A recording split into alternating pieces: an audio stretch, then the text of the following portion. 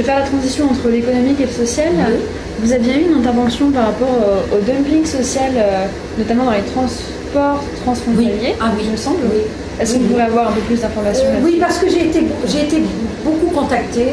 J'ai reçu beaucoup de personnes ici à Lyon, entre autres, des PME qui sont transporteurs. Et malheureusement,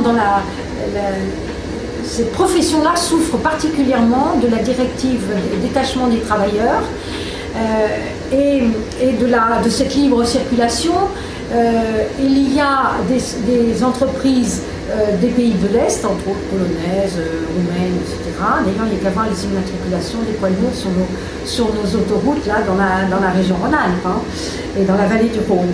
Et qui, finalement, prennent des marchés, entre autres des marchés français, tout simplement parce qu'il y a cette pratique du dumping social, verse des salaires qui sont des salaires beaucoup moins importants que ce que nous avons chez nous. D'abord, il y a un fait, c'est qu'il n'y a pas de salaire minimum partout dans l'Union européenne. Jusqu'à maintenant, il n'y en avait pas un en Allemagne.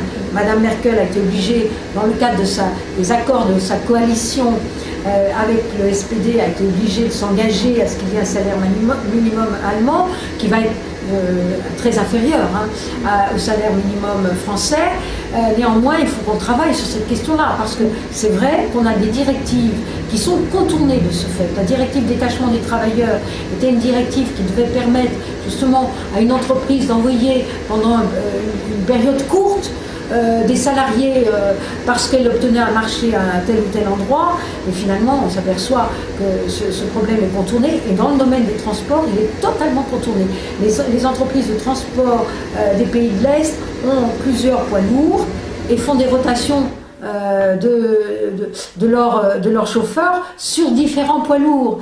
Et donc finalement là on a un contournement de la loi, on a des entreprises qui se sont créées, qui sont des entreprises qui sont faites uniquement pour justement opérer ce genre de trafic, et ça on met en danger une profession qui existe en France. Ça, moi je trouve ça catastrophique.